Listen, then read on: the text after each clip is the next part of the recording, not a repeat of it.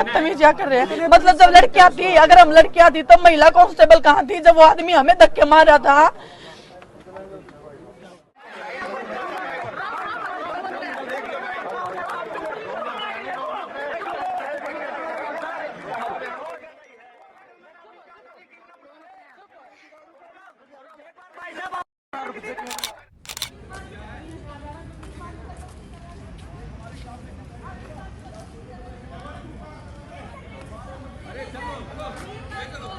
नमस्कार, the credible history के इस नए शो पर स्वागत। तो क्या ही करूं मैं आपका। जो कुछ कल हुआ है जंतर मंतर पर पहलवानों के साथ और उसके बाद वरिष्ठ पत्रकार साक्षी के साथ, साक्षी जोशी के साथ, शर्मनाक कहते कहते भी अब शर्म आने लगी है। ये पहली बार नहीं है जब ऐसा हो रहा है। शाहीन बाग में हमने देखा, हमने जामिया में देखा, हमने जेएनयू में देखा, और ये सब आप सोच के देखिए कि जंतर मंतर जहां है उसके 3 या 4 किलोमीटर के घेरे में संसद भवन है, सारे बड़े सरकारी दफ्तर हैं और हमारा उच्चतम न्यायालय भी है। उच्चतम न्यायालय ने तमाम सारी गाइडलाइंस पहले भी दी हुई हैं। अगर उन गाइडलाइंस को आप देखेंगे तो ये सारा कृत्य आपको ऐसा लगेगा जैसे देश संविधान से नहीं किसी और आदेश से चल रहा है। सोचकर देखिए, ये महिला खिलाड़ी क्यों बैठी हुई हैं वहां पर। इनकी एक मांग है कि बृजभूषण शरण सिंह, जो हमारे कुश्ती महासंघ के प्रमुख हैं, उन्होंने, इनका आरोप है कि इनके साथ बदतमीजी की है और उसके बाद उस बदतमीजी को स्वीकार करने या उस पर कोई ढंग से बात करने की जगह हमने देखा कि पिछले दिनों चैनलों पर लगातार वो किस तरह का बिहेव कर रहे हैं। आप जानते हैं कि लगातार मांग करने के बावजूद 3 महीने पहले भी ये लोग आए थे, उस समय भी बात हुई थी कि समिति बनेगी, ये होगा वो होगा। समिति बनी, उसकी रिपोर्ट कहां गई किसी को नहीं पता है। जब दोबारा ये लोग बैठे और सुप्रीम कोर्ट ने कहा कि आपको एफआईआर दर्ज करनी है, तब जाकर पुलिस ने एफआईआर दर्ज की। एफआईआर में एक एफआईआर जो है वो पोक्सो में है। पोक्सो यानी 18 साल से कम उम्र के बच्चों के साथ अगर आप अनाचार करते हैं तो पोक्सो लगता है, और आमतौर पे पोक्सो लगने के बाद तुरंत गिरफ्तारी होती है। हमारी महिला खिलाड़ी यही मांग कर रही है। लेकिन एक तरफ जहां जिसके ऊपर आरोप है वो बिंदास घूम रहा है, जो मन करे वो बोल रहा है, टीवी पर आ रहा है, सब कुछ कर रहा है। दूसरी तरफ जो खिलाड़ी मांग कर रहे हैं कि उसकी गिरफ्तारी हो, उनके साथ ऐसी हरकत हो रही है। क्या हुआ कल रात?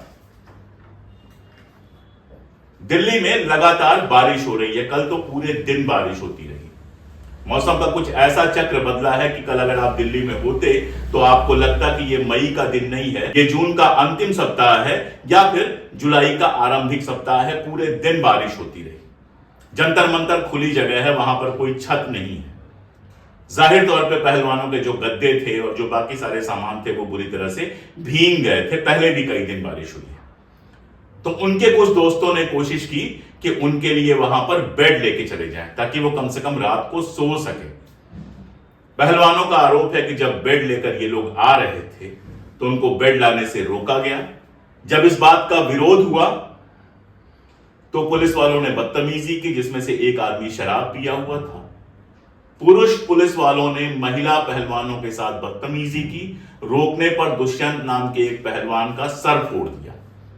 ये रात को 12 बजे के आसपास की घटना है। 12 बजे से ये घटना लगातार हमारे सामने आ रही है। साक्षी जोशी जो वरिष्ठ पत्रकार हैं, पहले टीवी चैनल्स में थी, अब उनका यूट्यूब चैनल है जो बेहद लोकप्रिय है। जाहिर तौर पे एक महिला और एक पत्रकार होने के नाते उनको लगा होगा कि इस घटना की रिपोर्ट कोई टीवी वाले तो दिखाएंगे नहीं, तो हम चल के दिखाते हैं। वो गई और इसको रिपोर्ट करने की कोशिश कर रही थी, महिला पहलवानों से बात करने की कोशिश कर रही थी, लेकिन उनको रोका गया, उनके कपड़े फाड़े गए और अंततः उनको गिरफ्तार करने की कोशिश की गई, डिटेन कर लिया गया।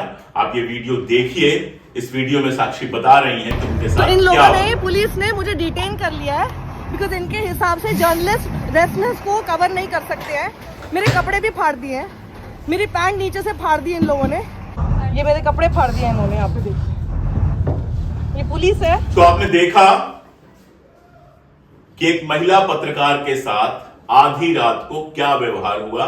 मैं सुप्रीम कोर्ट की गाइडलाइंस तो क्या ही याद दिलाऊं। सुप्रीम कोर्ट ने तो पहलवानों को सुरक्षा देने की भी बात की थी। सुप्रीम कोर्ट रात में महिलाओं को आप गिरफ्तार नहीं कर सकते हैं ये बात करता है, लेकिन दिल्ली पुलिस किसके इशारे पे काम कर रही है ये समझना आसान भी है और मुश्किल भी।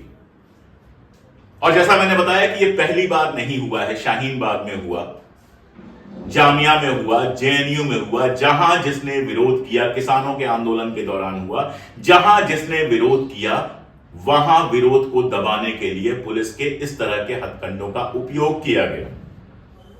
आप सुनते हुए सोच सकते होंगे कि हमें क्या। जब शाहीन बाग में आंदोलन चल रहा था तो किसानों को या पहलवानों को या बाकी लोगों को भी यही लगा होगा कि हमें क्या। जब किसानों का आंदोलन चल रहा था तो भी पहलवानों और बहुत सारे लोगों को ऐसा ही लगा होगा हमें क्या। और आज जब पहलवानों का आंदोलन चल रहा है तब भी शायद बहुत सारे लोगों को लग रहा है हमें क्या। लेकिन इन सबको मिलाकर देखेंगे तो आपके समझ में आएगा कि कल को आपकी जेन्युइन कोई जरूरत होगी, कल को आप परेशान होंगे और विरोध करने की कोशिश करेंगे तो आपके साथ भी यही होगा। एक सीधी सी बात है कि जंतर मंतर एक ऐसी जगह है जो विरोध के लिए दी गई है और आज से नहीं दी गई है, शुरू से दी गई है। वहां पर विरोध प्रदर्शन सारा कुछ होता रहता है। आप जानते हैं कि कांग्रेस की जब सरकार थी उस समय आपके लोग, बाकी लोग जब वहां पर विरोध करते थे सैकड़ों हजारों की संख्या में लोग आते थे। लोकतंत्र में असहमति की, विरोध की अपनी जगह है और वो लोकतांत्रिक विरोध के प्रतीक के रूप में दिया गया है। वहां कोई हिंसा नहीं कर रहा, कोई गोली नहीं चला रहा, वहां जाकर लोग धरने पे बैठे हैं और अपनी मांग कर रहे हैं। लेकिन आप देखिए कि सरकार ये भी बर्दाश्त नहीं कर पा रही। अभी कल ही प्रेस इंडिपेंडेंस, भारत में कितनी प्रेस फ्रीडम है इसको लेकर जो इंटरनेशनल रिपोर्ट आई थी वो बताती है कि हम सबसे निचले पायदानों पर जा चुके हैं। उसके अगले ही दिन, बल्कि उसी दिन आधी रात को हमारी पुलिस ने यह सिद्ध किया कि वाकई ये रिपोर्ट सही है।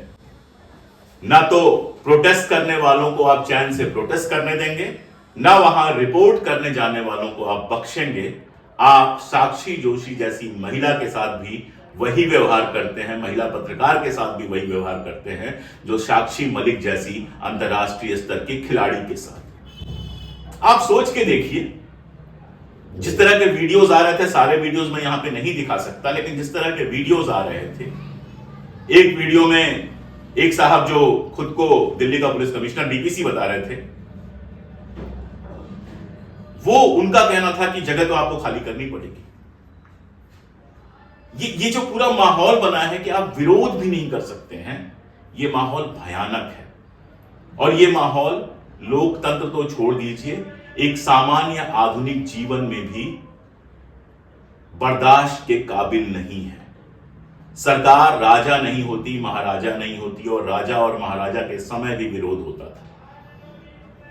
लेकिन वो तो स्वेच्छाचारी लोग थे, राजा महाराजा थे, तलवार के दम पे शासन करते थे। लोकतंत्र में तो जनता के वोट के भरोसे शासन होता है, और वहां पर जनता के साथ ये व्यवहार, आप सोच के देखिए ये क्या है।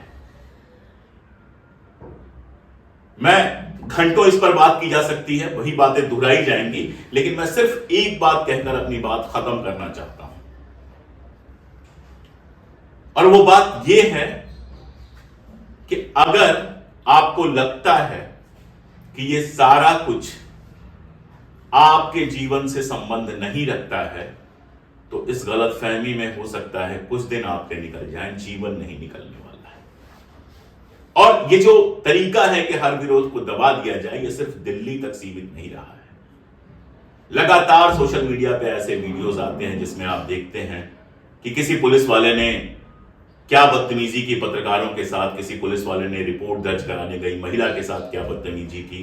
कहीं आप देखते हैं कोई अधिकारी किस तरह से उस आदमी के साथ बदतमीजी कर रहा है जो उससे अपना काम कराने आया है। इस तरह की चीजें नीचे से लेकर ऊपर के स्तर तक हम लगातार देखते जा रहे हैं। तो ये एक प्रवृत्ति है जिसमें जनता को ऐसा बना दिया जाता है कि आप चुपचाप हमारा आदेश पालन करते रहो। जिस दिन आपने अपनी कोई शिकायत की उस दिन आपको दुश्मन मान लिया जाएगा। शाहीन बाग में कहा गया देश के दुश्मन है, जामिया में कहा गया देश के दुश्मन है, जेएनयू में कहा गया देश के दुश्मन है।